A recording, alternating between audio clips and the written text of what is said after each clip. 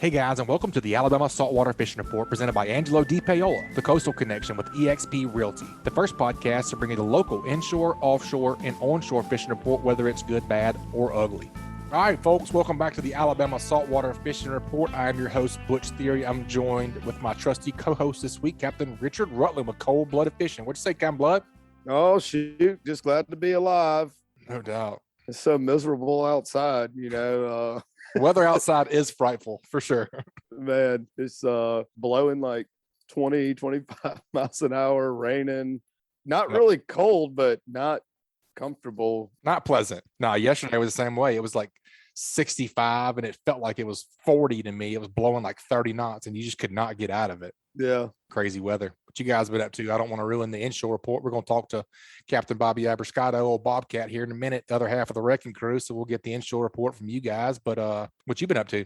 Man, doing a little bit of fishing here and there, just being a family man, chasing some kids around. That's a full-time job in itself, ain't it? Oh yeah, I got my little girl, my little 6-year-old's gonna turn 7 next weekend. So we got a big party planned.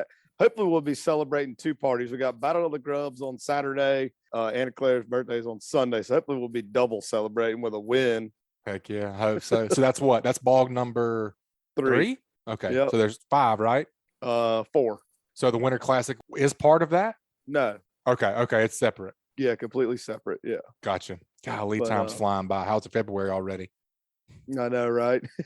God, I posted something on Facebook the other day. I was sitting there with my wife. We were sitting there eating dinner. I look up at the clock. Golly, why is it 6:15 already? Or how is it 6:15 already? That's pretty much what being an adult is. It's talking about how tired you are and looking at the clock in increments throughout the day. How is it X15 already? I do that all day.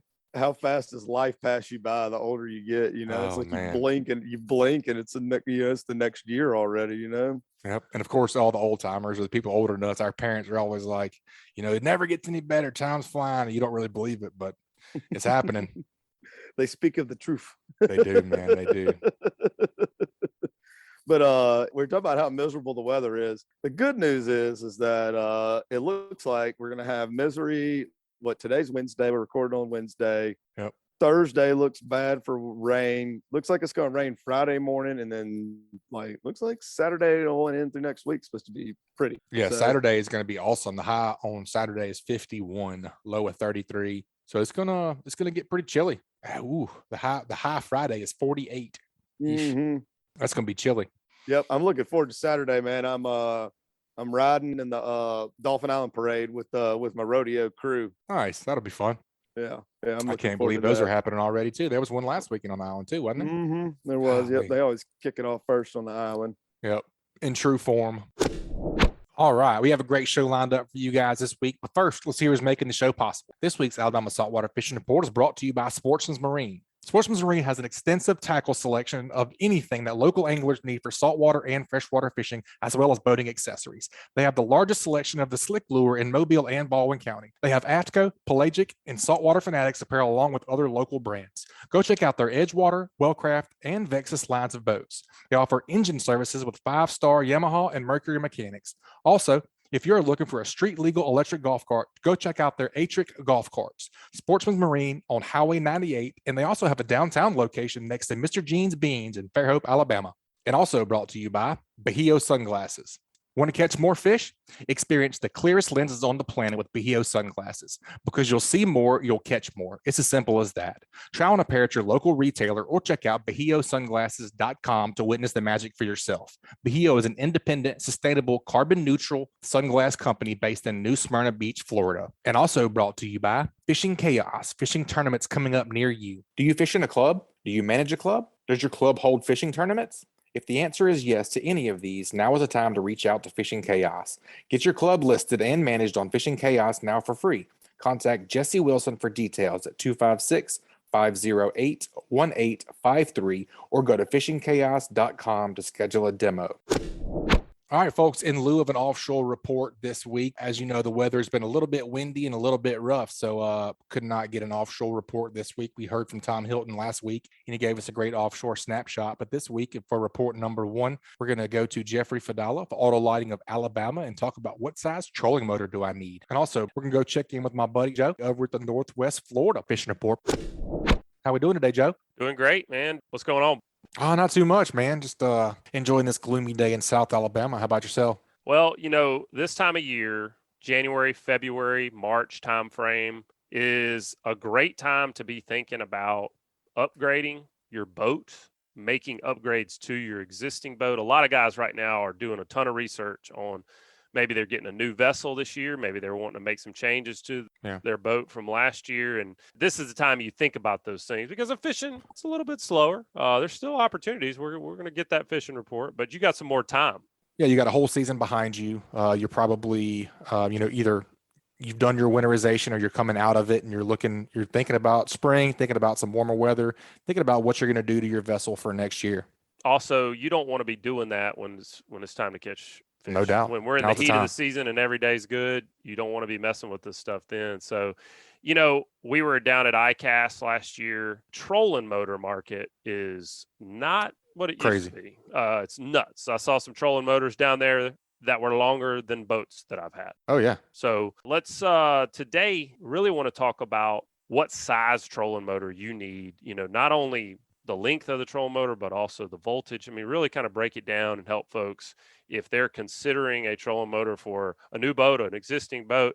By the end of the show today, you're going to know the answer to that question. Who we got today? Yes, sir. We're talking with Jeffrey Fadalla. He's with Auto Lighting of Alabama. Welcome to the show, Jeffrey. How we doing today, buddy? Good, guys. How are y'all? Good, man. We came up with the idea for this show. Like Joe said, don't even really know where to begin, man. I know you're the authority on the subject around here, and I've heard nothing but good things about your installation and customer service. So we figured we'd come right to the horse's mouth to get the education from the man himself. I appreciate it. And thank you guys for having me. Talking about trolling motors, first thing I think about is voltage, the length of the shaft that I need. So let's start there with the length of shaft. I think if you get that part wrong, then it doesn't matter. If you got the voltage right, you get that part wrong, we're not going to have a functioning trolling motor here. So how do you match the shaft length on a trolling motor to the boat itself? What kind of things does somebody need to be thinking about? How do you do it there in the shop? So, well, I've been doing this long enough that you could pretty much tell me just about any boat, and I can tell you what shaft would be proper for what vessel and, what the sea height would be good for it too. But there's two things that we base that off of. The first thing is waterline measurement. So the first thing you do is the vessel needs to be put in the water, and a measurement needs to be taken from the top of the gunnel to the water line. Whatever that measurement is, you add 24 inches to that measurement, and that will give you 1 foot of sea travel. So for the first 24 inches, I'm fixing to get mathematical on you. The first 24 inches underneath the water is good for 1 foot of sea travel. And then every foot after that is good for 2 foot of sea travel. So if you have a total of 36 inches under the water, that is good for 3 foot of sea travel. And then on from there. So there is an equation to it. 24 inches is pretty much the minimum. You got to have, so if it's 3 feet from my bow, from that gunnel to the water line, I'm going to add 2 more feet onto that. I'm going to need a 5-foot shaft on that trolling motor, and that's going to give me the ability for that trolling motor to work in 1 foot seas. If I'm planning on going out and fishing in more than that, which I'm not, full disclosure, I like it to be less than 1 foot, please. But for sure, if I'm going to go out in 3 foot seas, I'm going to want to have 36 inches below the water on top of that 36 inches above the water, and I'm going to need a 6-foot shaft length at that point. That is correct. All right. So what are my options in trolling motor shafts? That was one of the things that I saw at ICAST last year. I'm like, good God, these things have gotten long. They're putting them on all kind of boats. What can we do? Well, shafts come in available lengths. And of course, you've got 12 volt, 24, and 36, but they're offered in anything from a 36-inch shaft to soon Rodan Marine will be offering a 108-inch shaft. Wow. Now, when you get into the 24 and the 36 volt segments, which are your most popular, 24 volt only goes up to a 72-inch, and 36 volt, depending on the brand, goes from an 87 to a 108-inch motor. So that's your options there. That's my next question is how do we match voltage? How do we make that decision? You mentioned 12, 24, and 36. Take me through your decision on that. Okay, so A 12-volt motor is going to be good for a vessel that's roughly between 500 to 1,500 pounds is a good number. 24-volt, you're looking in the 4,500 pound range from 2,000 to 45, and then anything over that 36-volt is what would be recommended. But you also have to take into consideration not only the vessel, tackle, people, bait. Sure. The loaded ice, boat. Fuel. I'm thinking of, fully loaded down to the gills to make sure that you are getting the proper motor. Now, the rule of thumb is anything that's being taken offshore really needs 36 volt. You want optimum amount of power supply. You want optimum amount of run time to be able to stay out on the water longer. 24 volt is more recommended for more of the inshore bay boat style. Not saying you can't use a 24 volt motor for offshore, but your run time is going to be cut down quite drastically, especially with tide, current, wind conditions, all of that stuff that affect the performance of the motor having to work harder or less harder. So when we think about shaft length, we're thinking about that waterline measurement and the type of seas we envision ourselves fishing in, not necessarily the depth of the water or anything like that. We're just thinking about seas. When we think about voltage, we're thinking really about run times, not so much power. I mean, if we've got a 36 volt and a 24 volt and we're running the same amount of thrust and the same shaft length, that 36 volts just going to give us more operating time before our batteries have to charge. That's correct. But that also being said, voltage and thrust are two different things. A 24 volt trolling motor is usually an 80 pound thrust or so. Your 36 volt trolling motors are between 112 and 120 pounds of thrust. So for the most part, that's correct. So how do you choose on thrust? Like, I mean, for me, it's just, I always just think like more's better, right? Is that true? I mean, what? That's correct. Why would we want to have less thrust? Is it just a price thing? Price is definitely a player in that question. But mainly at the end of the day, the higher the thrust, the larger the vessel it can be put on and the longer the run time you'll get. So essentially, for one, you don't want a trolling motor that's not going to be capable of doing what you want it to do as far as, holding a vessel in spot. We see an average of, I would say, 6 to 8 hours of run time on a 36 volt motor, where a 24 volt system on that same boat's going to be roughly probably in the half range, half of the run time. So definitely more is always better when it comes to these trolling motors and picking out the right model for your boat. Yeah, I mean, within your budget, of course. Certainly. But what about the type of fishing? We're talking a lot here, and using the example of a spot lock situation, which I think a lot of our guys use, especially offshore. Got to have it inshore or offshore, man. You got to have a spot lock. Certainly. I would think that like our inshore guys probably don't use the spot lock as much as I'd agree with offshore guys. How do the needs differ for what we're thinking about in terms of the size trolling motor based on the kind of fishing you're doing? I mean, is the spot lock's got to be the number one consideration for offshore? Is that what you see most guys coming in for? It definitely is. I would say almost 99% of all trolling motors that are installed on offshore boats, they're strictly being used for spot lock. I mean, you get, where you are, where you want to be over a certain spot, you deploy the trolling motor, you hit anchor mode, and that allows the captain to get away from the helm and be able to assist or fish himself. But I can honestly say this, I've never installed a motor on an offshore center console where the troll, where it was actually being used for trolling. I mean, maybe to move over or jog over to one side or the other, but it's always specifically to throw it overboard and hold you in one spot. Definitely a different game for the inshore guys from what I understand. All right, Jeffrey. So primarily I use my trolling motor for, working my way down a bank whenever I'm speckled trout fishing or redfish fishing or even bass fishing for that matter. We're talking about how long that you can have that trolling motor in the water assisting my boat, my vessel moving. I want the longest runtime possible on my trolling motor and my battery. That's just what I want to do primarily. Run my trolling motor as long as possible. Does thrust come into play there? And as far as motor size, your 12, 24, 36, what would get you your optimal runtime on one of these motors? Okay, so depending on which manufacturer you went with or decided to go with, you would want to go with your highest voltage which is going to be their largest pound thrust in that motor. Having that, you can control the speed, okay? You can control the amount of runtime at what speed you're going to use the motor at. And shaft length wise, you can always adjust the shaft. So accordingly to what you're doing. So it's always, in my opinion, it's best to just go with the biggest, highest thrust you can get, because it's there if you need it. Whether you need it or not, it's there. When you're using spot lock, less energy or power consumption is being used because the boat is going with the current, with the waves, and the only thing that the trolling motor is having to do is push into the current.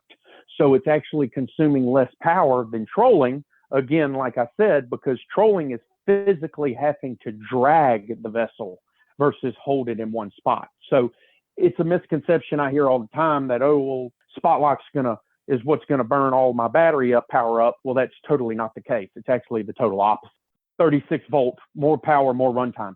Yeah, it's interesting to hear you say that, because back when we did the lithium batteries show, where we kind of compared and contrasted lithium and lead acid batteries, one of the things that I've noticed on the water about spot lock is that if my batteries are not charged, we were running lead acid batteries, if they were not charged completely, that spot lock feature would not function correctly. When those batteries started to get depleted, there wasn't enough power to run that spot lock feature the way it's supposed to run. So it would just shut off and it would just start wandering. Right. It'd just start wandering. It just wouldn't hold a position. I couldn't figure it out. I was thinking there was something wrong with my trolling motor, because if I wanted to go forward, I could go forward. If I wanted to go in reverse, I could go in reverse. It wasn't that the propeller wasn't turning. It was just a testament to your battery. Yeah. And so I didn't know at the time that it was because my battery was weak. And that's one of the advantages I think I see in the lithium battery setups, is that you've got the same amount of power no matter if that battery is 100% charged or 10% charged, whereas lead acid batteries, you can't discharge them. I guess it's right around 50% or so. So do you see the same thing? I mean, you get a lot of complaints out of folks running trolling motors with lead acid versus lithium. And, what do you think about the two technologies? Well, at the end of the day, lead acid compared to lithium in the short sense is, with lead acid, you've got, let's put this on a 36 volt platform. You've got 3 batteries that are going to weigh an average of close to 200 pounds or more. Okay. Runtime is not bad. I would say I see an average runtime on just 3 regular lead acid batteries from 6 to 8 hours. But space, you got a dead body pretty much laying down in the bow or in a hatch somewhere. So you've got this dead weight that's taking up a lot of space. The lithium situation is it's weight saving, it's space saving. The majority of your lithium batteries are the same size as your standard Group 27 battery, which just about everybody has in their boat. So space is definitely not an issue there. And then the weight, the majority of the weights on some of these lithium batteries are between 28 and like 35 pounds. And just like you said, that lithium battery, when it's on, it's 100% at all times. There is no gradual, slowly dying where energy is eventually fixing to drop out. It's from the minute it's turned on at full power to the time that it's dead, you get 100% power gain out of it, where you don't see that with lead acid batteries at all. They slowly drain, stuff starts flickering, acting crazy. You don't get that issue. When a lithium battery's dead. So Jeffrey, you've done a good job, man. I feel like I could run out right now, take anybody's boat, put it in the water. I could call you and say, here's the shaft that we're going to need on this trolling motor. Here's the voltage we're going to need on this trolling motor, just by knowing the weight of that boat and what we're going to carry in it. But do you see people buying one type of trolling motor and ended up coming back for maybe an upgrade? Like I just think about myself, you were talking about how you take that measurement. I don't want to fish if it's over 3 foot seas, but sometimes I find myself out there. Sometimes it happens. Seems like every year I end up out there on a day that I really didn't want to be out there. So what do you think? If somebody was on the fence and they said, going between one length trolling motor and maybe stepping up in length, what advice would you give them? What do you see out of people that buy these trolling motors and maybe end up not being happy? Always go with the longer shaft. Always. I would say the most common issue that I run into, and I'm dealing with this now as we speak, now that we've got a new year here for boats that I did pre-January 1. Customers basically said they were fair weather fishermen. They'd never go out in anything over 2.5 foot of sea, maybe 3 at the worst. Next thing you know, I'm getting a phone call. I'm not sure if it's because the app that they were using on their phone wasn't registering properly, or they just decided that they were going to make a day out of it, regardless of what it said, or they had a buddy with them that just talked them into going into something they shouldn't. And next thing you know, I'm getting a phone call, motor's coming out of the water and we're having to upgrade, when to begin with, I always try to recommend going with the larger shaft. I'd rather you have too much than not enough. Plus, most people upgrade if they decide to replace or go to another boat. And why not have that extra shaft length for a larger boat? Very far and few between do you hear people downgrading their boats. So longer shaft it's always better to have too much than not enough. That makes me think about trucks. But you and I have this conversation, but like, you may only need what the XLT F-150 has in its trim level, but there's a lot more people that are maybe looking for that Lariat model. So if you ever are going to have to go upgrade your boat, or upgrade, maybe you do end up getting a new trolling motor in the future, I would think that longer shaft's going to have more marketability on the used market too. Going to be more people absolutely seeking that out as well. Yep. Well, man, I think you did a great job. I think I know exactly what I would need if I was going to go out and do this on a new boat right now. If folks want to reach out to you, talk about their specific boat, we were talking a little bit off air, and you said, hey, you just about got all the measurements down. If somebody calls you up and says, this is the kind of boat I've got, they're not even going to necessarily need to go put it in the water and take the measurement. You already got all that stuff. How can they reach out to you and kind of figure out their setup? So my personal cell phone, 251-379-6934. You can call me anytime, 24 hours a day, 7 days a week. I answer the phone, and I'm glad to help. My shop is always open to people. I don't run customers off for coming up. If you've got questions or curious to see what motor might look like on your boat, or just want to see, got customers that come in all the time. They bring their boat up. I'll snatch a motor out of the box, and we'll sit it up there and give them ideas of placement, where it's going to go, how it'll ride when it's in the stowed position, where we'll place the batteries. And I'm easy. I've had, matter of fact, this past Saturday, I had a customer that drove 2 hours just for me to do that, because that was the only time he could get off. I met him up here Saturday around 10 o'clock, and he ended up leaving his boat with me, and we're going to put a motor on it. So I'm always available. I always answer my phone. Very cool, man. Well, thanks for answering our question. Very educational segment. Yeah. Thanks for being on the show. We enjoyed it. Yeah, absolutely. Hey, thank you guys. I appreciate you. I love these segments we do, Butch, just to kind of, these are all questions we all have, I mean, it's not a fishing report, but it is very relevant. And I love the fact that, we're going to be able to come back to this in the future and just answer that question. Oh yeah. What was that measurement again? Yeah. Well, and trolling motors, I mean, in the grand scheme of things, I mean, what they really, really, really gained popularity probably last 10 years. For sure. I mean, I don't even know. It's one of those situations where, now that you've experienced, how do you fish for that? How do you fish without it? Especially for holding up on a spot, man. No doubt. If you've got the ability to use these things to hold up on a spot, why would you ever want to not? Yeah, I wouldn't. I mean, I think what I picked up most from today was don't skimp. We all try and be frugal. I'll use frugal. Prudent. Right. But I mean, you've spent how many hundreds of thousands of dollars on your boat?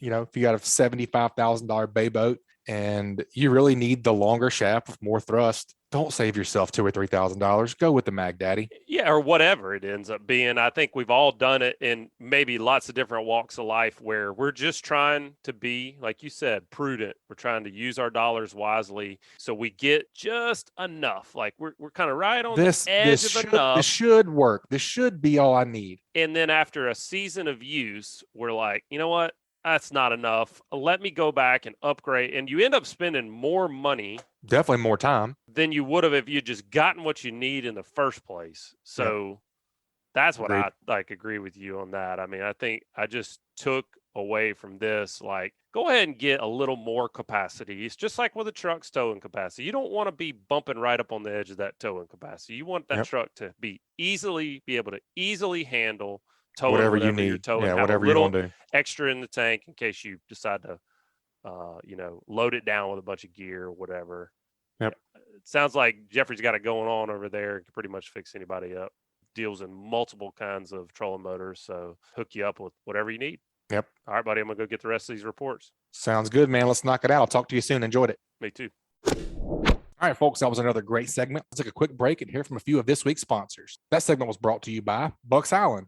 They have new pontoon boats, bass boats, bow riders, and aluminum boats for sale. They provide boat service on all kinds of boats, even if they weren't purchased from Bucks. Visit them at 4500 Highway 77 in Southside, Alabama, or give them a call at 256-442-2588. And also brought to you by Advanced Transmission. Give the professionals a call who have been trusted on the Gulf Coast for over 25 years at 251-626-6061 or check them out online at www.advanced-transmission.com. All right, Butch, let's go on and talk down to the other half of the wrecking crew, Captain Bobby Abruscato with 18 Fishing. What's up, Bobcat?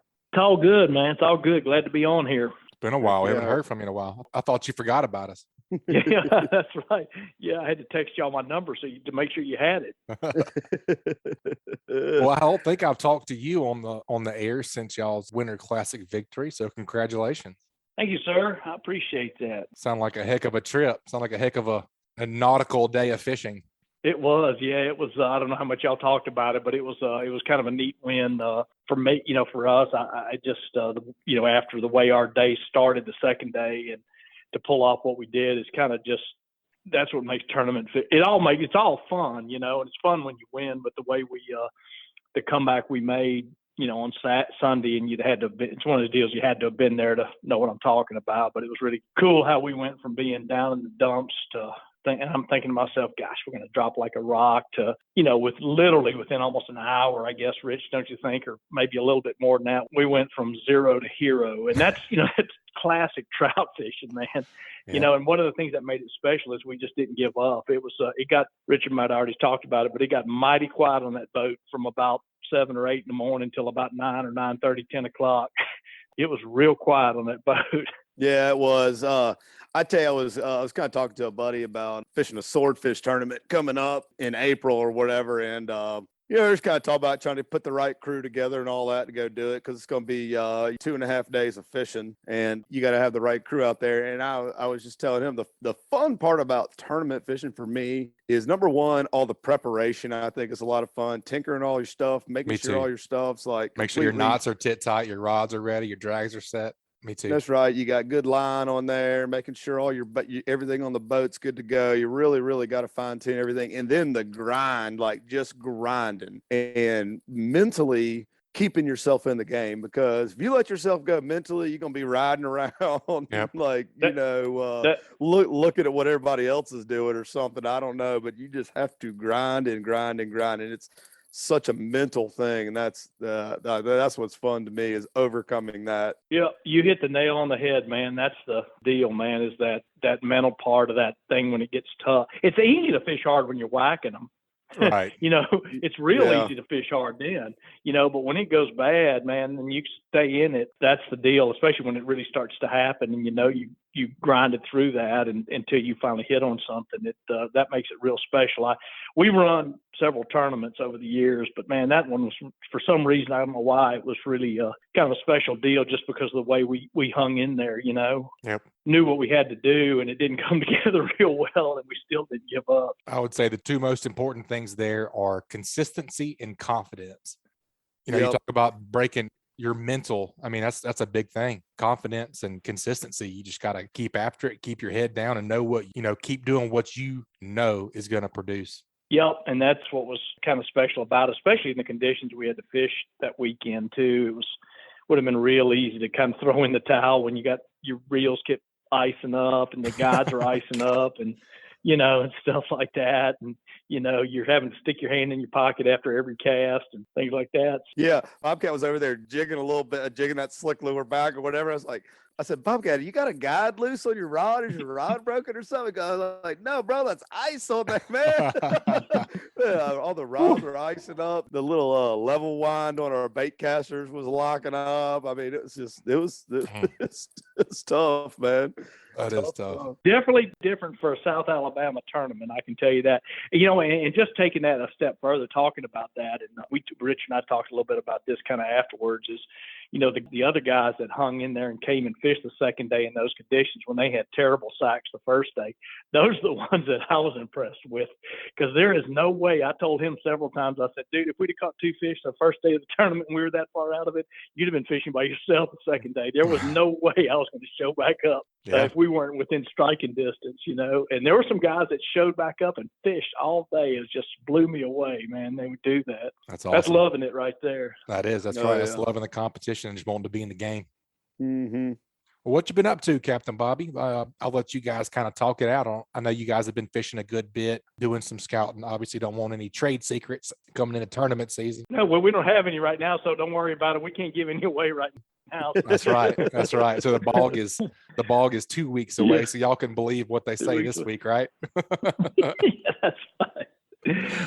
I've had some pretty good trips, man, especially when you consider I left one morning this week, this past week, with 46-degree water temperature and, fished all day, and it never got over 50, and still catching some fish on slick lures. By far the best size lures we're catching on is on slicks, but I've been kind of doing it a little bass backwards and, starting with some deep water stuff early and jigging for them just to get some fish in the boat, and then going after those bigger ones. It just seems like as that water comes up, along with the tide coming up, the bigger fish that are there start to want to cooperate a little bit better.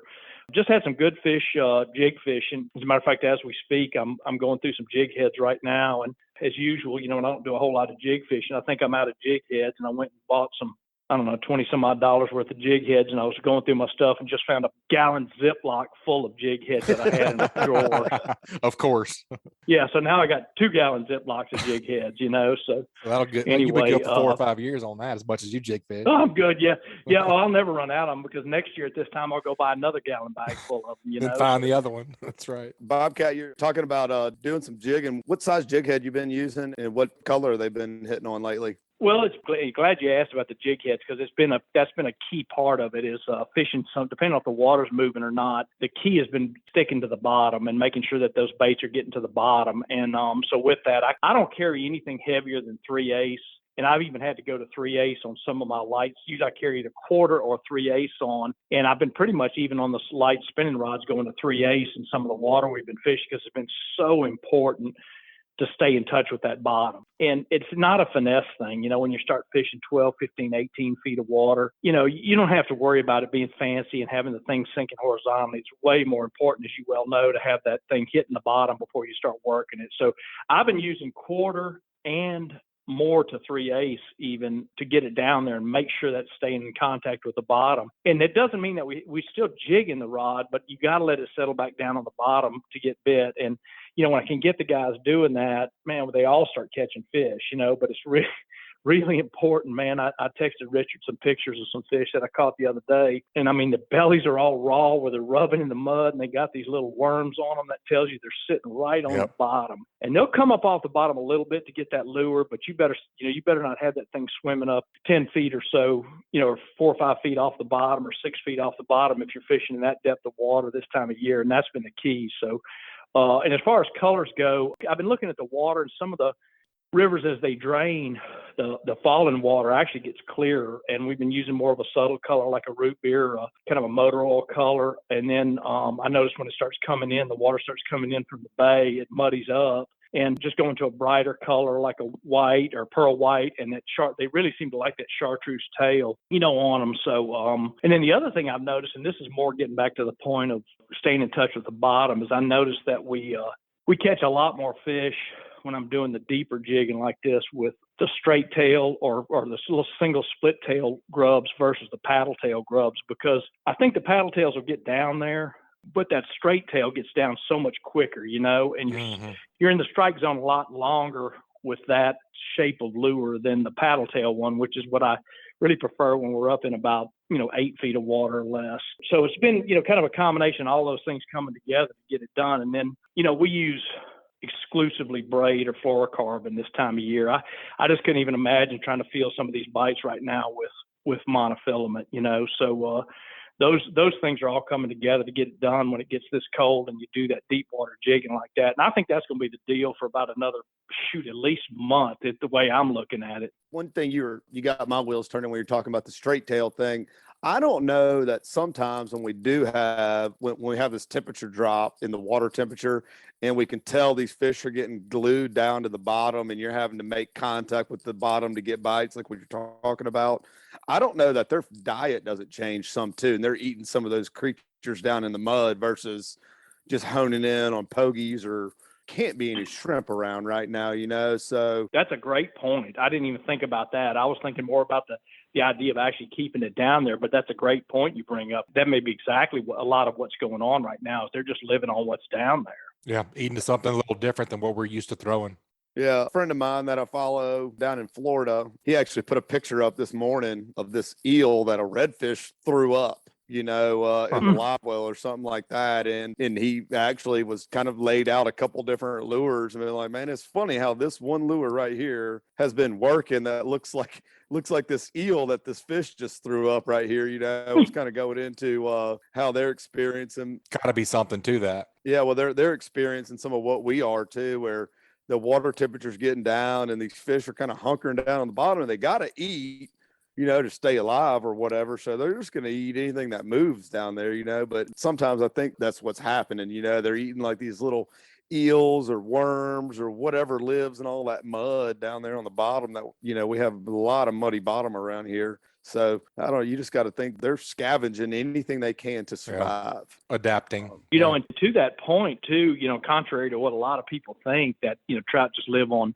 shrimp and pogies, they eat anything. We're not even talking about redfish really eat anything, but trout are pretty opportunistic feeders. You know what I'm saying? They eat a lot of squid. I remember we were talking about this on one of the shows, we'd be surprised how much squid they actually eat, but they eat a lot of squid. They eat obviously shrimp, pogies, mullet, whatever. But if you look at all the different things you've caught trout on over the years, you go like, you know what, you're right. And like his point, I had one talking about I had one spit up a ribbon fish one day, and I never in my life thought they would eat it. Yeah, never in my life thought they'd eat a ribbon fish, And yeah. So that's, it's a great point. It's because there's probably not a whole lot left available to them, No, not down that way. I wouldn't think so. Yeah. I got a couple of cool ones with trout, with things I've seen them eat. One time I cleaned a fish that I caught off the Gulf Beach that had a ballyhoo inside of his stomach.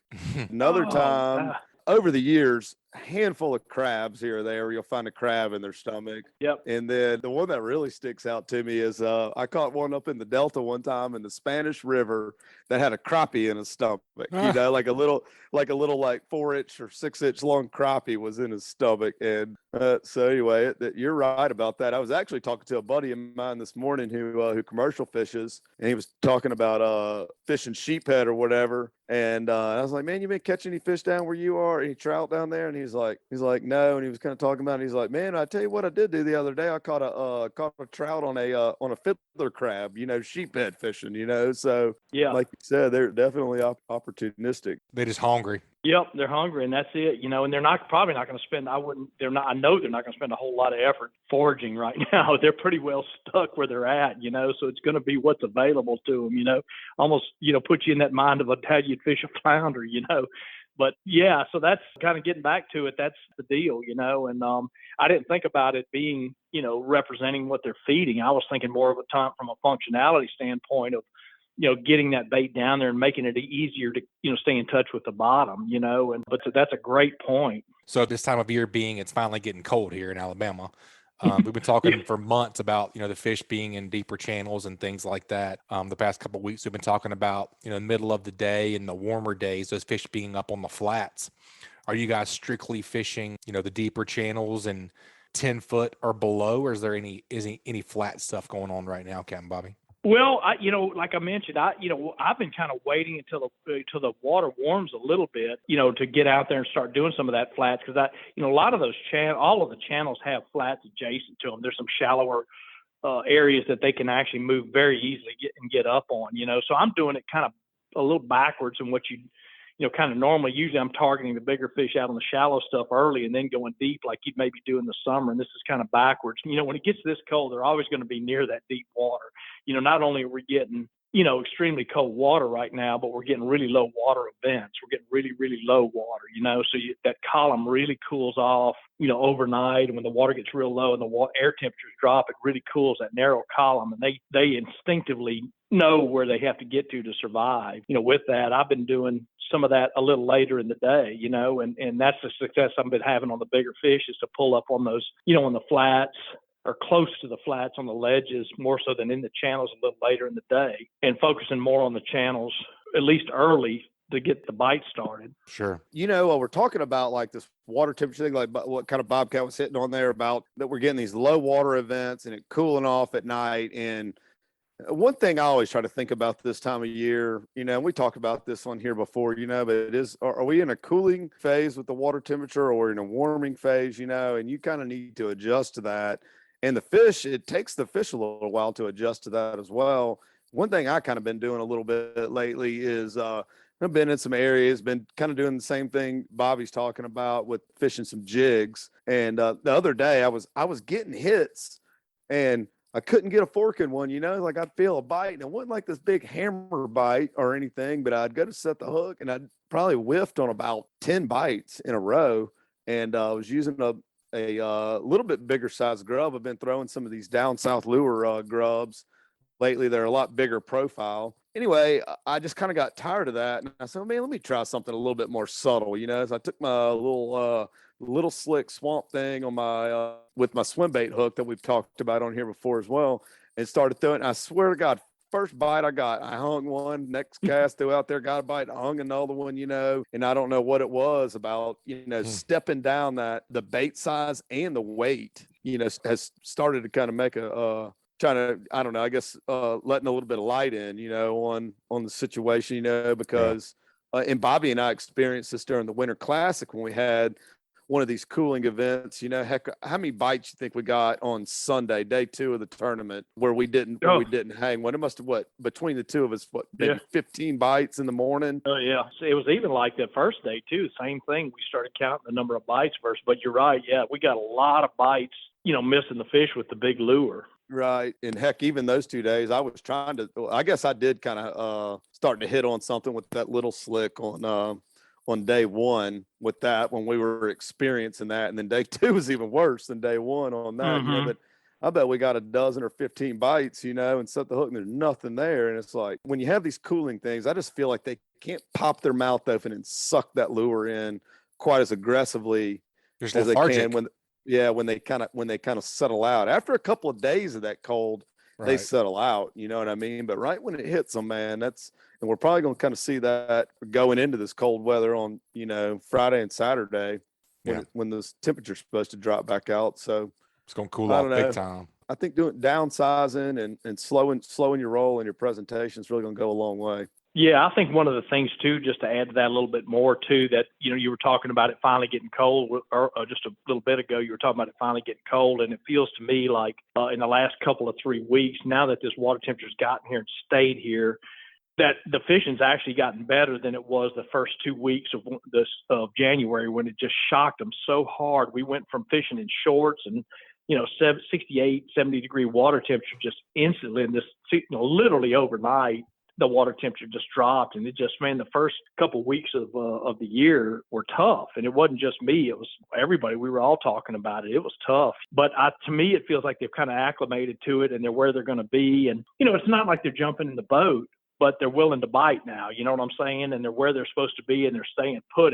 I think some of that's going on too. Now, again, I don't want you, I don't want to lead you to think that you can go out there and just toss a grub over the side or a slick lure over the side and you're going to catch a box full of fish. You still got to go fish for them, but it just feels like to me that they're there. And, if you're at the right place, at the right time and willing to work for a little bit, you can catch plenty of fish.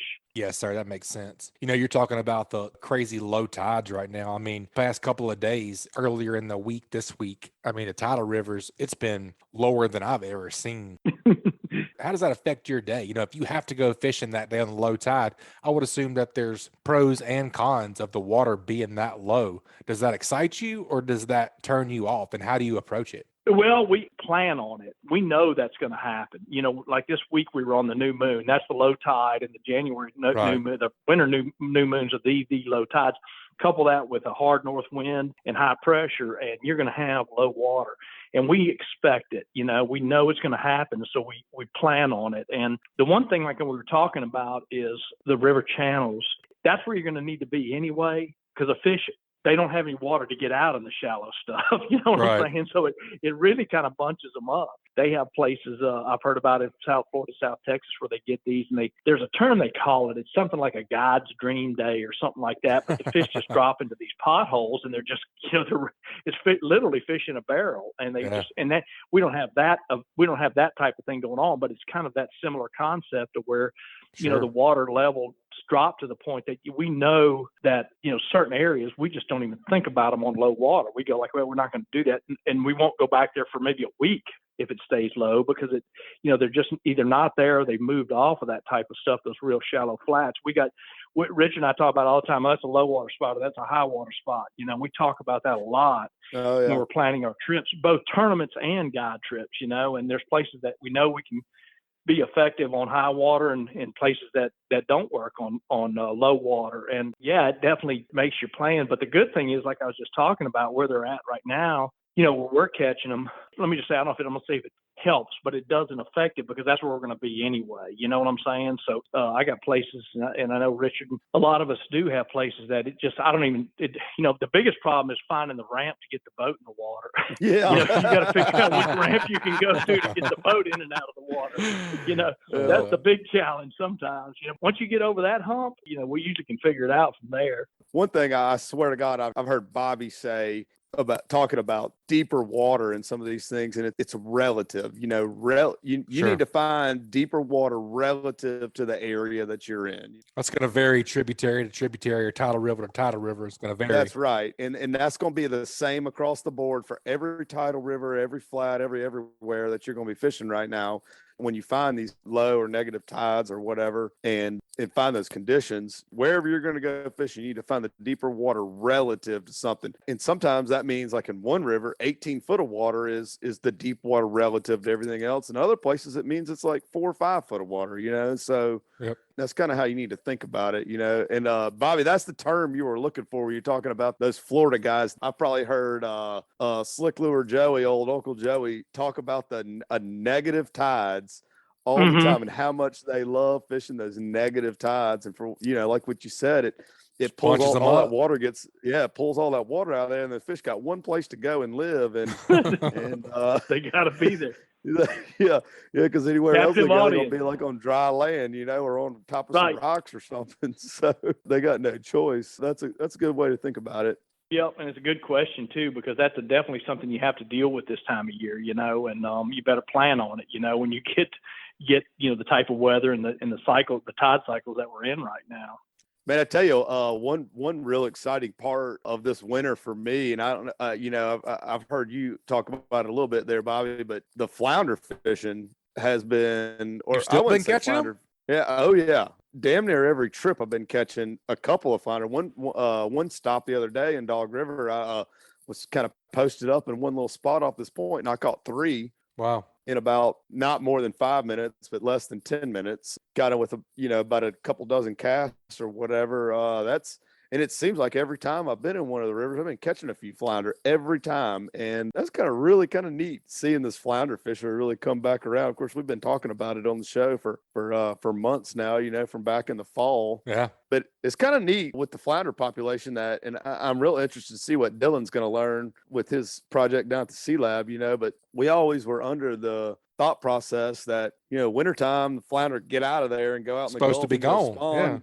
Yeah, and then come on back in. But heck, we've been catching flounder in particularly in Dog River has been great. And the other funny part about it too is, like, it seemed like early in the fall, after we had the first couple cold fronts, you feel like the flounder would have left and went offshore. We were catching a few then, and they were little bitty, like little 12, 13-inch flounder. Now I'm catching keeper-sized flounder that are 14, 15 inches long. They may be more resilient than we thought they were. Oh, for sure. Or either just the little ones don't go offshore like the big ones, but yeah, true. It shows the growth, though, you know, because like a couple of years ago, or actually last year, Dylan and I dart tagged a bunch of undersized flounder that were not big enough to put the acoustic tag in.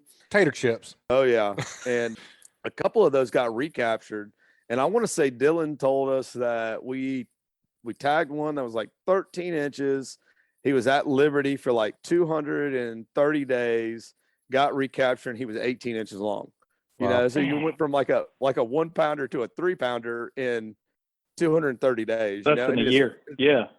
It's funny that I'm kind of seeing that trend already just in Dog River, you know, throughout this wintertime, man. But it's been great. I was kind of telling y'all before we started the show about Captain Patrick was telling me, old Positive Pat was telling me about working a slick lure in like 8 or 9 foot of water. And he knew his bait was kind of up more towards the surface, 3 or 4 feet down, and got a thump, set the hook, and it was a flounder. You know, okay.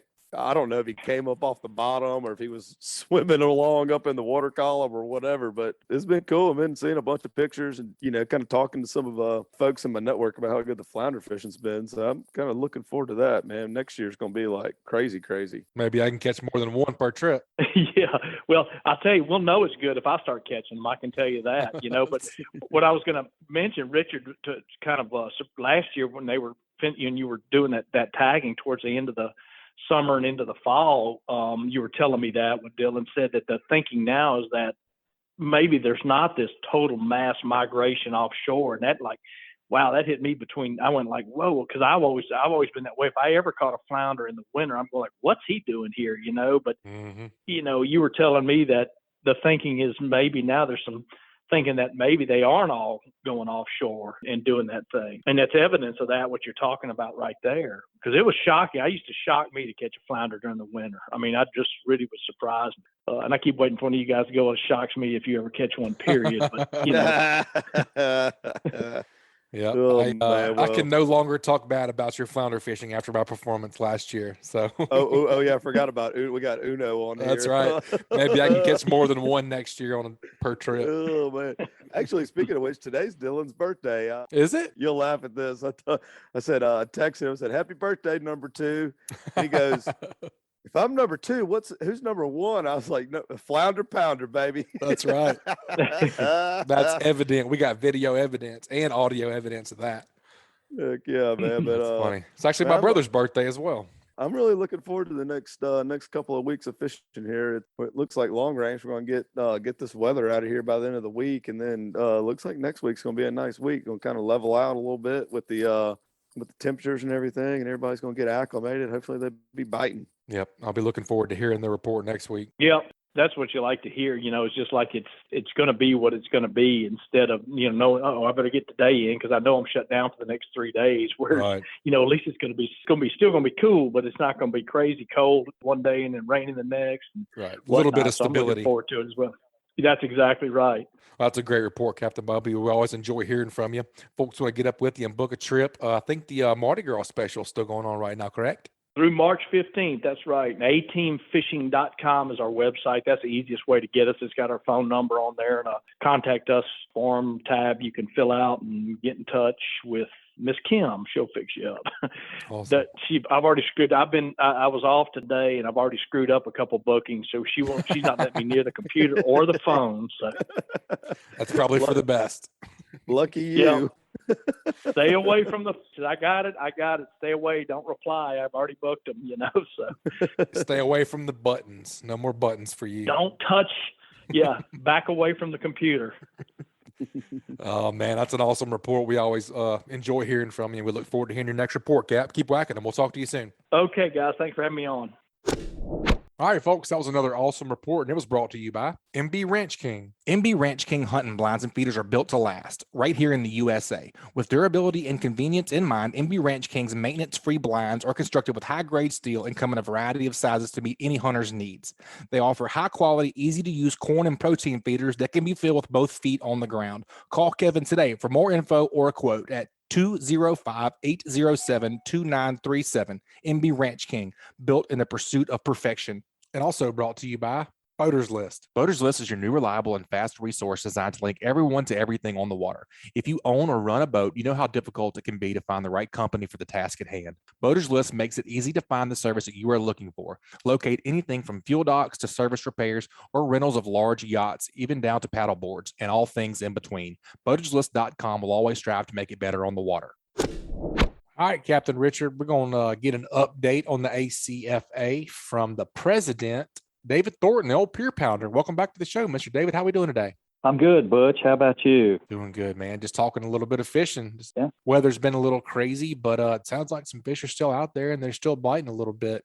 Yeah. One thing about the Alabama Coastal Fishermen's Association is that we really never stop fishing. We fish year round. Our season begins and ends in mid-November, rather. And in February, we start up our meetings again. We have 10 meetings through the year and 8 tournaments. But we also have 2 year-round contests. We have the Big Fish contest for 12 different species. And then we also have a catch photo release contest for 6 species. And that's gotten to be pretty popular as well. And, you know, it's a great conservation ethic and all, in that we're not just fishing for the biggest fish we can catch. Some of these, like speckled trout and redfish, or slot species, as well as oversized, you know, for the catch photo release, is just length. But the big fish contest is for weights. So, you know, the fish that are tightly regulated like that we do have, you know, some minimum weights to meet and stuff like that. All that kind of stuff is available through our website at acfafish.com. A couple of things real quick, Mr. David. This is a great club, by the way. I've definitely enjoyed being in it. This is a great club from anybody from your first fish, being a beginner angler, to seasoned anglers. You guys have awesome tournaments throughout the year, like you were saying. At the ACFA meetings, there's, you know, Captain Bobby speaking, Captain Richard Rutland speaking, Captain Patrick Garmison speaking every now and again on several different topics. So it's a great club to be in. How do you guys regulate the catch photo release tournament right now? Right now, it's strictly you submit photographs or a video of measuring your fish, and we just need to be able to identify the angler that they did indeed catch a fish, which, you know, it can be a challenge when you're fishing by yourself. But sure, what we do is submit that, you know, just the species and the date that it was caught and the length, and submit that to our statistician who keeps track of all this, and then that's ranked against other fish in the same species that have, you know, come in throughout the year. Also, the fish that are caught in our tournaments automatically go into the big fish contest, and they're sorted out. You know, so any legal fish that you catch potentially could gain you points that we accumulate throughout the year, and then also earn plaques at the end of the year. In December, we have our awards banquet where we gather together to have a dinner, and then we celebrate the winners throughout the year, both in the tournament season and the big fish contest and the catch photo release contest. So that's our big culmination. Hey, David, tell us a little bit about where y'all meet, when you meet, how to get involved, how to be a member, how to kind of get your feet wet for folks that aren't familiar with you. Like Butch kind of said a little while ago, I've been in and around the club for probably, I don't know, for a while. It's always been just a solid group of guys and gals. There's a lot, but plenty of women at these meetings too, man. These days, always kind of has been. So tell us a little bit about that. Yeah, we've really tried to expand. The club was founded in the prospect of a family fishing atmosphere, and we try to promote family fishing and conservation in a fun type atmosphere. In order to do that, we meet the first Thursday of each month, starting February 3rd this year at Moe's at their downtown location in Mobile off Spring Hill Avenue, just before you get to Dolphin Street. And we, you know, have set up and try to get interesting speakers and try to get feedback from our club members about what they want to hear about. And we've had a lot of good information come to us. You know, a lot of the guides like yourself, you know, Bobby Abruscato and Patrick Garmison and other guides that have helped us out, you know, by talking to our members about either a specific species, like sometimes blackfish, triple tail. And at other times, getting ready for things like the rodeo or for the winter fishing season or the summer fishing season, and talk about tactics and tackle and things like that even experienced fishermen can always walk away and learn something new, by listening to these, especially professional anglers who are out there on the water practically every day and, can spread that knowledge a little more. And then there's always, this air of camaraderie that goes along with, you see ACFA stickers, all over the place, inshore. And it's because the club has been around for so long. It was started in 1997. And, in fact, about a year ago, we lost our founding president, Mike Thompson, had passed about a year ago. And we've, tried to recognize his contribution in different ways. We named our main contributor trophy after him, Nice. In his memory and all, to keep that alive. And it's something, I've been in the club since 2004. It kind of blew me away. I stayed away for a few years because I thought, what do I, as a peer fisherman, what can I gain and what can I offer a club like this? And come to find out, I had plenty to gain just in general fishing knowledge, but especially getting to know a lot of good folks. Like Yep. Richard was saying, a lot of guys and gals and even kids that can fish competitively against grown-ups. And it really is fun to be a part of and to experience on, not just on tournament day, but on a day-to-day level. And then when we get together for the meetings once a month, it just really kind of brings everything together. Everybody kind of catches up, and there's a lot of talk and chatter about what's going on, and a lot of information passed on different kind of bites and different things that people have experienced, and just a wonderful wealth of knowledge that's spread throughout the membership, which is typically, we'll have about 100 people show up at these meetings. Yeah, it's a very good community. I've enjoyed all the meetings I've been to. Yeah, David, just to your point there about picking up something, this, that, and the other. Every time, Ian, even before I guess we'll call myself a professional angler these days, guiding and tournament angler and all that. I remember me and my dad used to come there together. I mean, really seeking to find some knowledge, and I always pick something up. And even if I went to a meeting tomorrow night, if I showed up, I would learn something every time that I come to the meeting, even as a professional angler, thinking, I know still that I don't know it all, but always trying to pick some up. Actually, Patrick Garmison and I were talking on the phone today, and we were talking about a mutual friend of ours or whatever, and how much fun that person was to talk to, because they're so animated and fired up about it. And we're all learning from each other all the time. And as inshore fishermen, if we're not trying to pick up something every time, every conversation, every fishing trip, and just trying to grow yourself as an angler, I really think you're never going to be great. You might be good at it, but you're never going to be great if you're not constantly trying to sharpen your sword. Yep. And grow your arsenal and everything like that. Well, David, it was really great having you on here, and appreciate you telling us about the club and get some awareness out there, man. We really appreciate having you on. Yeah, folks want to look at you guys more and look at picking up a membership. Is there a website you guys can point them to?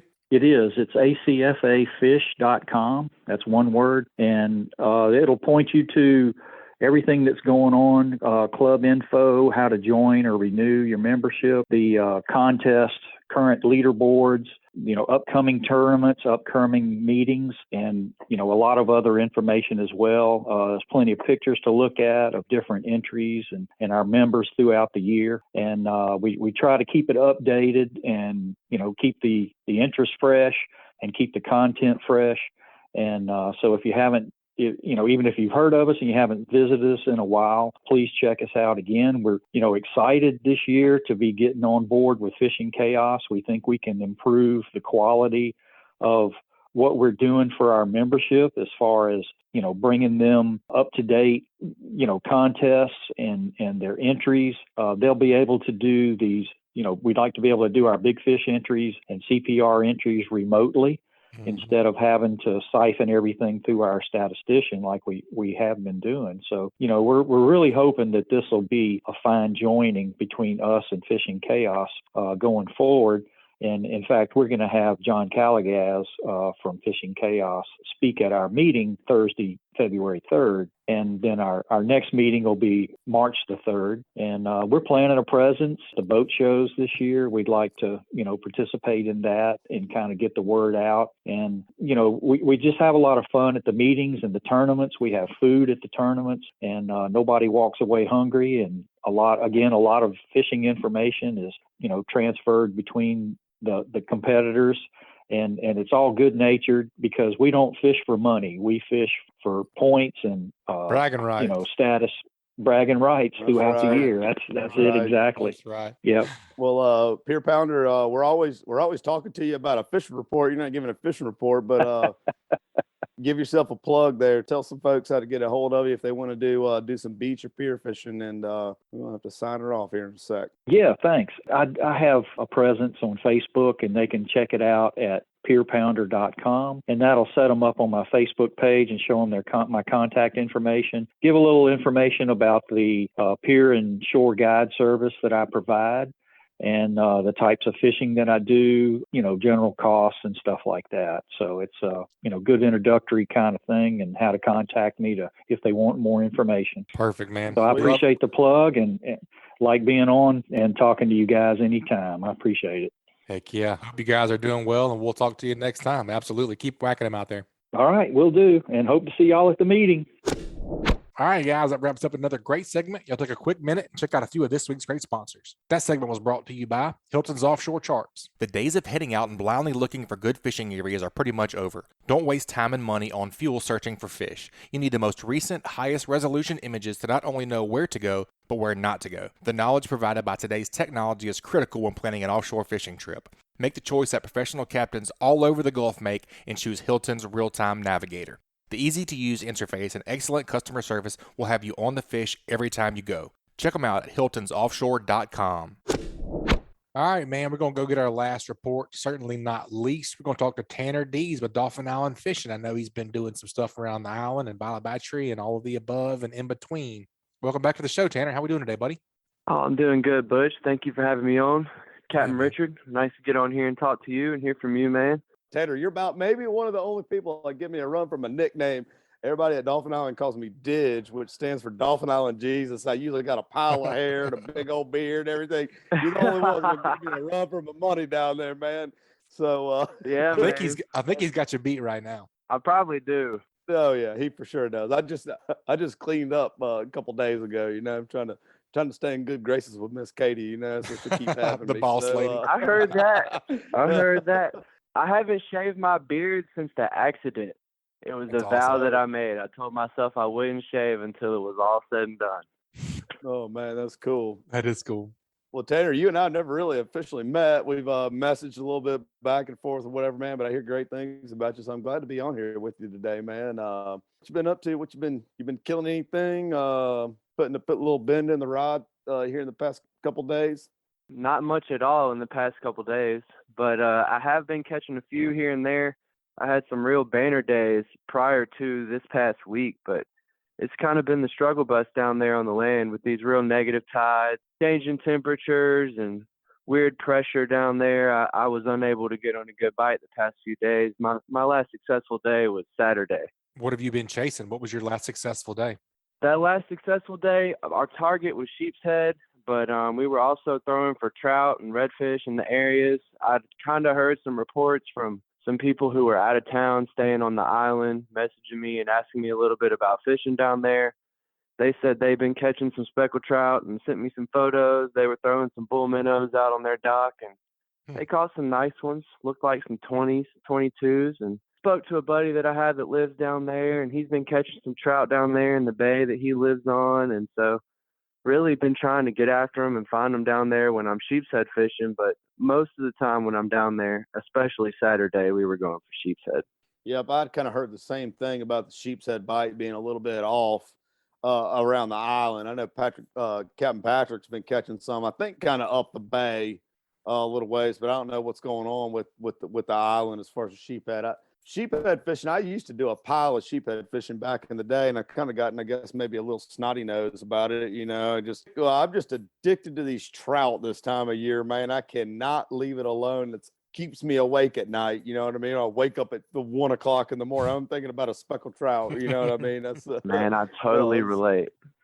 Oh yeah, I completely understand that sensation. Oh yeah, so I've heard. Anyways, I heard a couple of my buds down at the island were catching a couple here or there, not whacking them, not really kind of getting after them. But so what you're saying though, man, about this talking about this low water, north wind, all that kind of stuff with these negative tides and whatnot, it makes it a challenge for everybody. I couldn't imagine being living in your shoes, trying to do everything. Not do everything. I know you get out on a boat, or in kayak yeah, and all absolutely. that, but trying to stay shore based and fish with some of that stuff. Golly, you need to put your daggone waders on and get out there a little bit. I don't know. Yeah, man. On these negative tides, you really just about have to. And I have put them on. Something about it when it's real negative like that. The sheep's head aren't in the locations that I normally catch them when it's a normal tide or even a low tide. You know what I mean? Just not a negative one, but a low tide. I'll go and fish these areas and it'll be 3, 4, 5 feet and I'm really catching them, putting the limit in the ice chest or releasing them, whatever it is that I decided to do that day. And I've been going to some of these same areas and the past 2 days that I went, the 31st and the 1st, I literally caught one fish in probably 18 hours of fishing. That's tough. Been a long time. Let me tell you this about being on this show. That's really admirable of you to get on here and be able to say that and not try to blow a bunch of smoke, because that's what this show is all about. Is what do we used to call it? The good, bad, and the ugly. It's still in the intro. We didn't used to call it. We still call it. It's the good, bad, and the ugly. Yeah, man. Report's a report. Well, we're high class now. We don't have to read in the intro anymore, That's right. You forget. But that's just part of it. You kind of hit these little brick walls with fishing every once in a while. It's a tough time of year, man, for anything. Yeah, it's been a long time since I went down there and I got skunked, dude. And it's been a long time since I went down there and just caught one fish. And that's just what it was. I put in the time. I repeated the same patterns that I do when I caught fish. I even opened up the door to go into the bayou on the 1st. I spent a whole half day at the island and then was like, well, I really don't want to be empty-handed. I mean, you just talked about it. It's a lot to admit, getting on here, but I'm not nearly as experienced as some of y'all, and I got plenty to learn, and I'm open to doing it and getting out there and just trying new stuff and going to new spots or getting on here and saying I had a crap day. It is what it is, man. I'm sure there's something I can do to change it and learn from you guys and learn from other fishermen and move on. You know what I mean? That's what it's all about for sure, man. I was going to ask, whenever you're trying to target these redfish and speckled trout right now down there, what are you doing? What are your tactics? Maybe Captain Richard can weigh in on that. I know Captain Richard doesn't do much land-based fishing, but I'd be curious to see how he would tackle a day on the island if he didn't have a boat. So let's start with you, Tanner. What do you do whenever you're down there this time of year?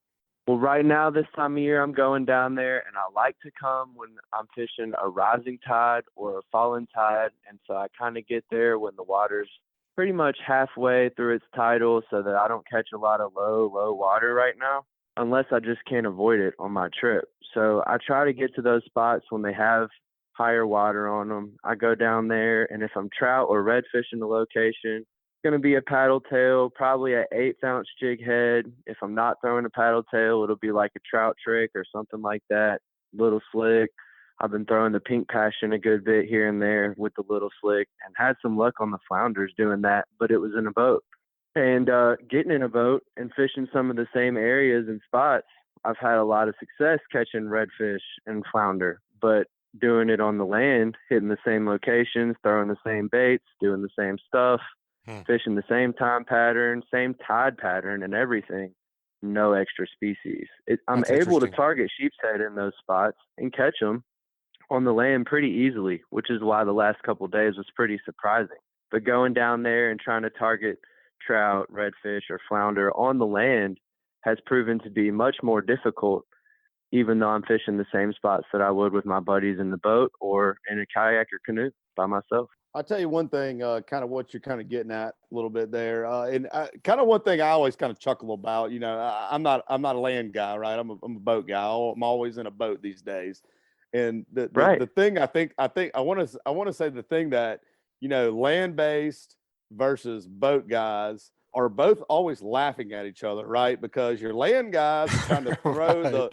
the lure as far away from the bank as Right. you possibly can. And then your boat guys are trying to throw it as close to the bank as you can and kind of work Yeah. it back. And I It's think pretty funny if you I think think about I, it. I know that's It's why I'm laughing hilarious. about it. It's like this damn battle we have against each other. But anyway, I think that really goes both ways. You know what I'm saying? Some days the land guys For are sure. gonna do better throwing out, and then other days the boat guys are gonna do better throwing up. Like I went and fished down around the island the other day and had a pretty good day, but it didn't take me long to figure out that every fish I was catching, I was inside the docks or the pilings, you know what I mean, around the seawalls or wherever I was down there, but I've Right. definitely seen it the other way around where it wasn't where the fish were kind of pushed up around the structure and they were more out, out away from it. So it's just one of those things you got to cover all bases, and I guess that's one kind of cool thing about land-based deal. If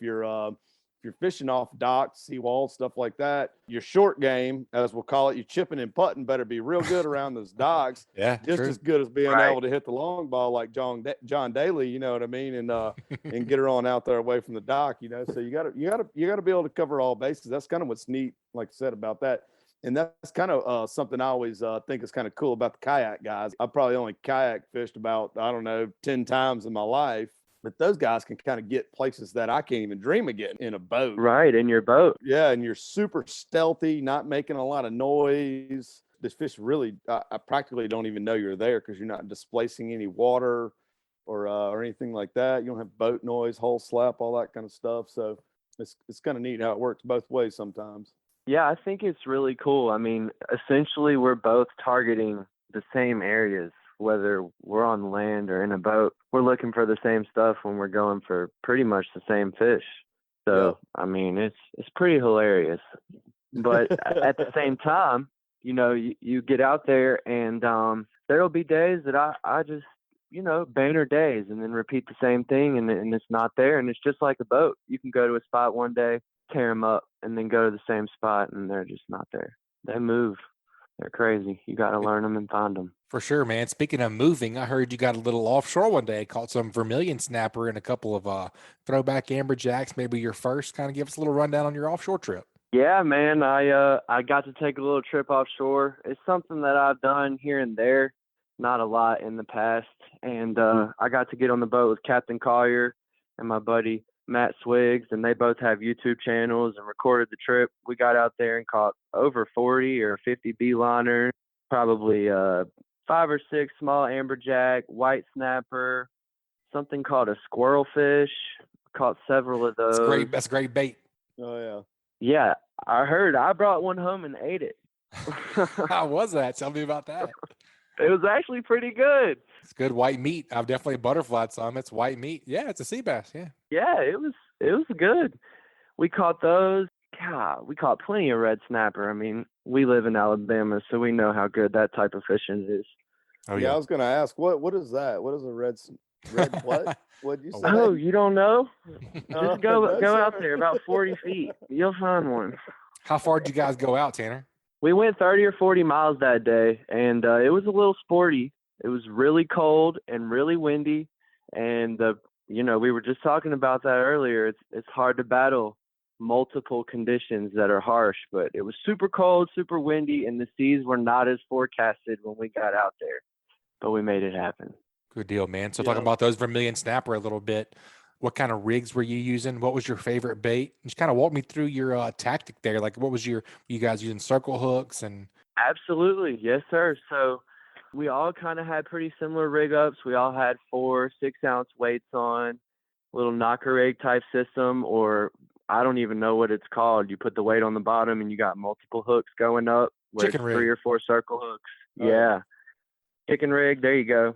And then we had size 2 circle hooks or size 2 octopus circle hooks on there. We just put cut squid on there every now and then, catch something and cut it up and throw it on there and see if cut bait's working better than the squid. But most of the time we were just dropping squid. We had success with the little slow pitch jigs, catching bigger fish, that pull a little harder, but most of the time it just ended up being snapper. That was how we caught the small amberjack though, and that was fun. It was cool to go out there and cross multiple species off my list. The Vermillion Snapper is pretty commonly caught, but I had never caught it, and never caught any white snapper or anything like that, and so got to go out there and catch a few things and bring them home and cook them. That was really cool.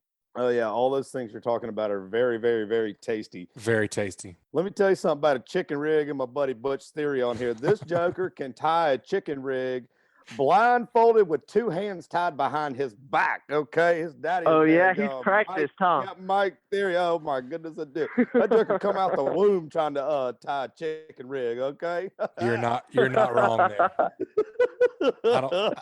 You said behind my back and upside down blindfolded, but I could do it underwater too. I've had to tie them up before. I just didn't know what they were called. Yeah, we call them 2-hook rigs or chicken rigs. That's what your standard charter boat operation runs. 2-hook rigs. You need three the same way.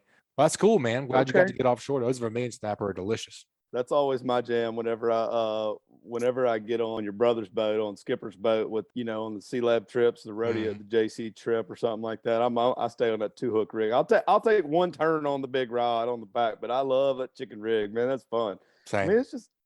Yeah, it was really fun, nonstop action. You sit there and catch 2 fish at a time. I mean, come on. Yep. It's like a dog in a Can't bone. beat it. What do you think is going to come up here with this crazy weather? I mean, I think we were looking earlier, the high Friday and Saturday is going to be like low 50s, 51 one day and 40 something one day. After these warmer temperatures that I had and the bad bite that was leading up to the warmer temperatures, I'm kind of ready for it to be cold and to have to bundle back up, because that was when I had the most successful bite.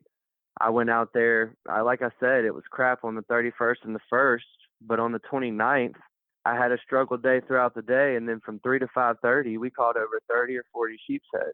And then 2 days later, when it got warm, I couldn't get a bite. So I'm ready for it to get cold. I hope it heats up. Maybe that makes a difference. I'm sure Captain Richard knows a little more about that than I do. Well, hey, something I was going to say when you were talking about that, like how you had a real good day of success, and then went back kind of same area to the same thing 2 days in a row. I tell you, I almost make it a point sometimes to not do the same thing twice. Like, I mean, I'm talking about whenever I get in my charter season, and I'm fishing every single day, and I always tell everybody I'm a conditions fisherman, so like.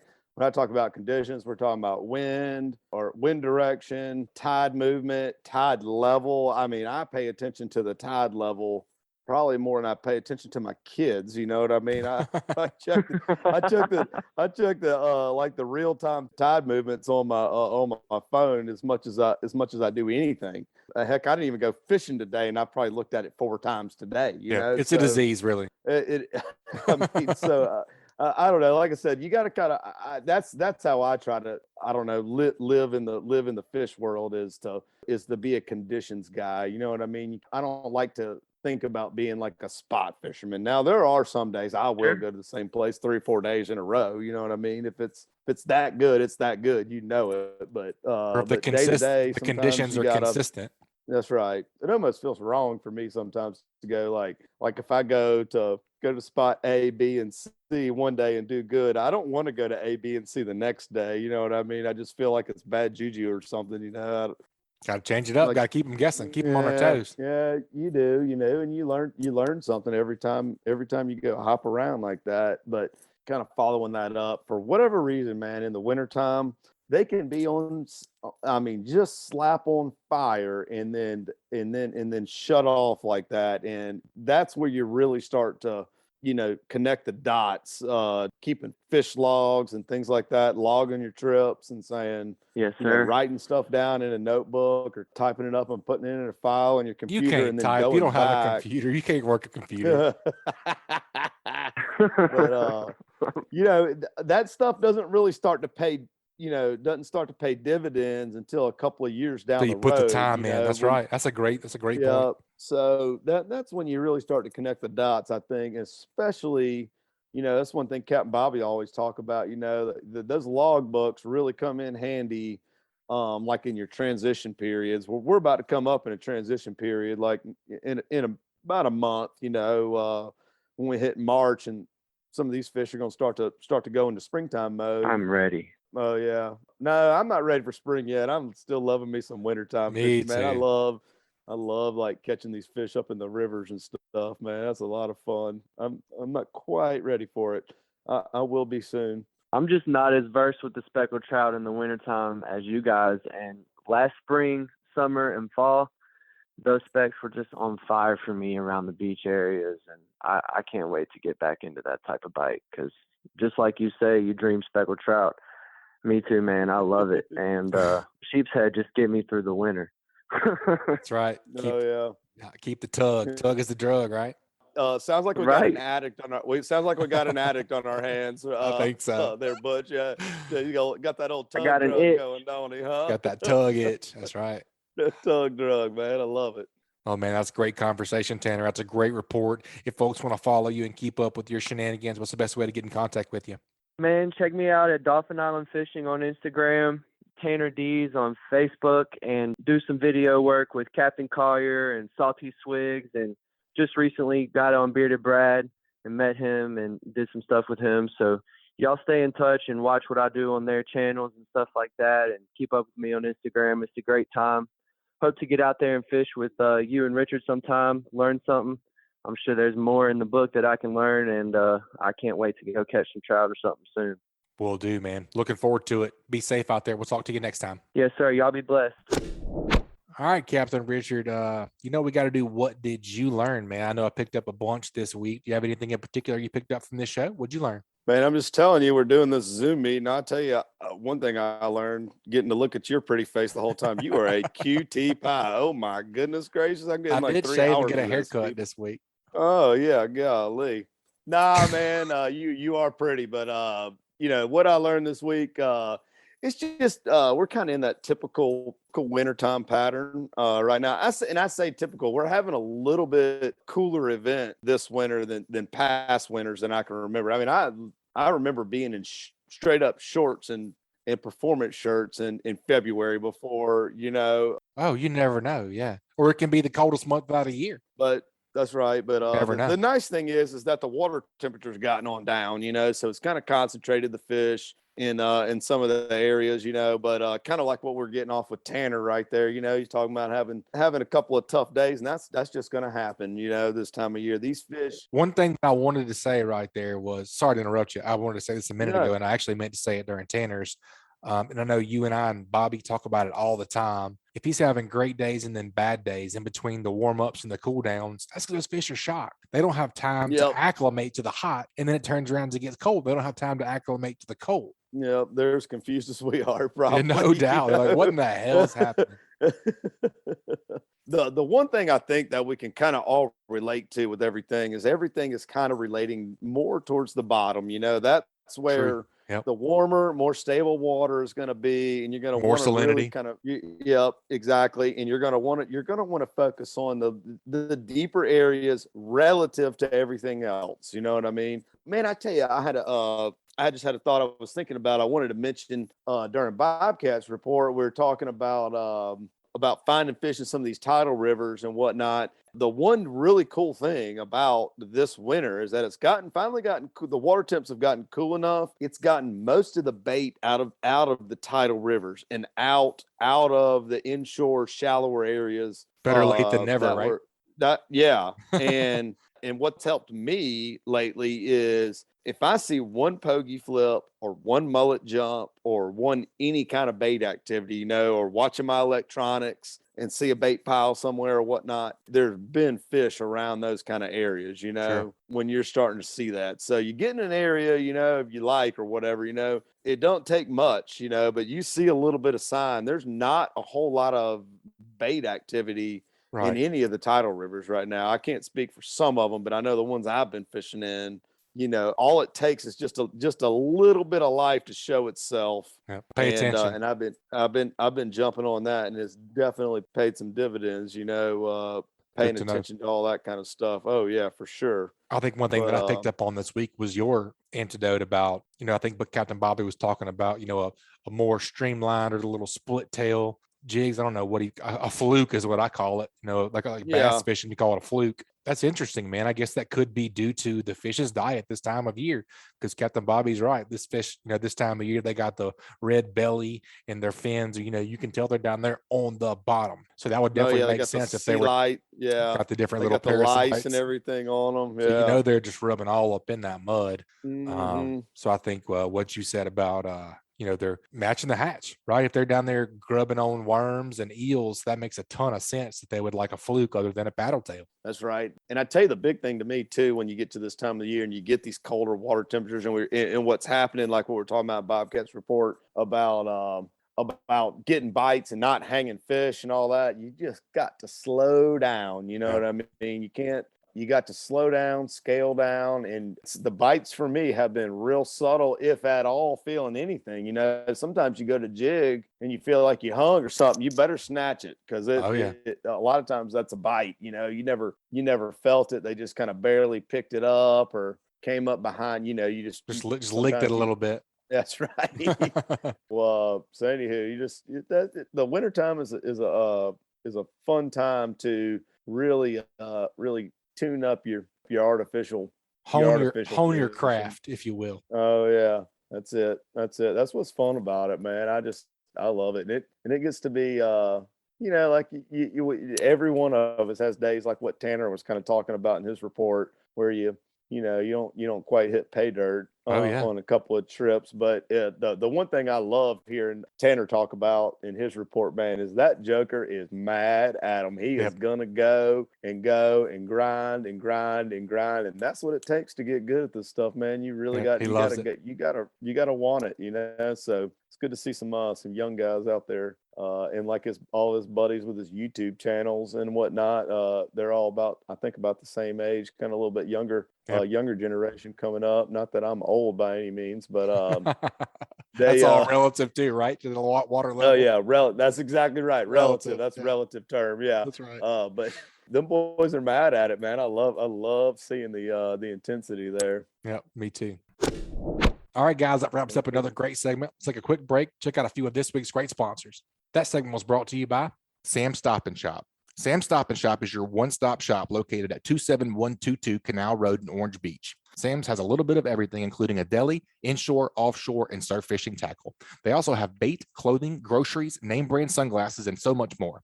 Sam's also has tackle experts and podcast contributors Chris Becce and Dusty Hayes on hand to answer any questions you may have about any type of local fishing, and can also repair your rods and reels if necessary. Stop by and shop or call them at 251-981-4245 today.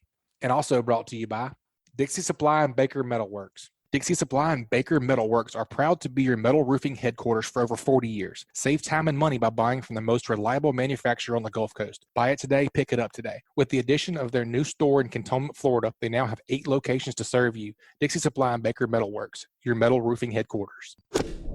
Captain Richard, it's always a pleasure, man. I'm glad you let me host this show with you today.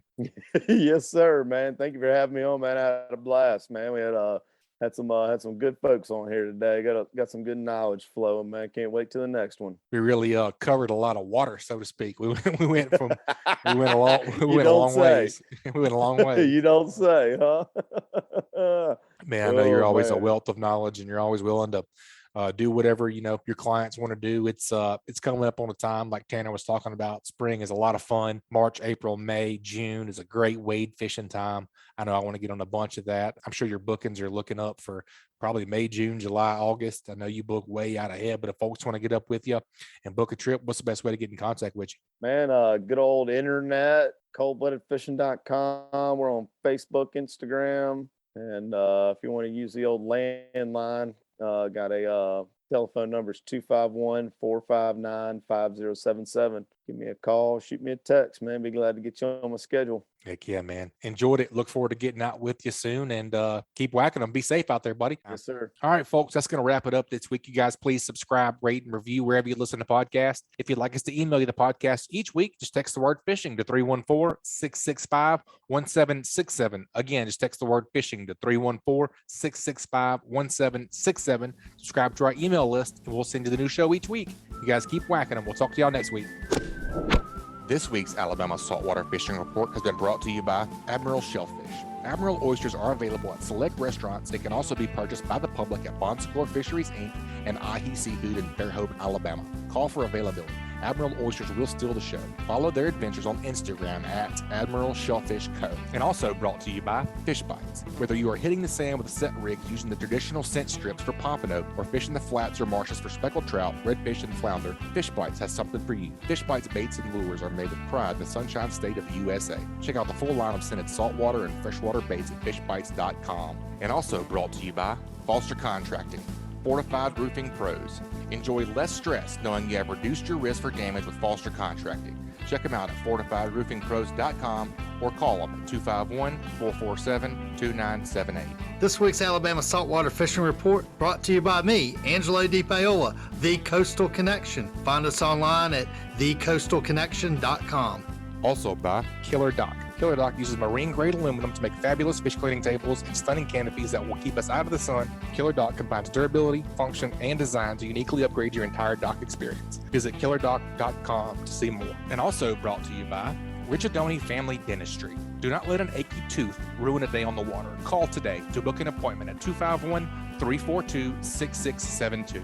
Also brought to you by Coastal Conservation Association of Alabama. Check them out at ccaAlabama.org. And also brought to you by Photonis Defense PD Pro Ultralight Ultra Compact Night Vision Systems. Simply the best in class night vision systems ever built.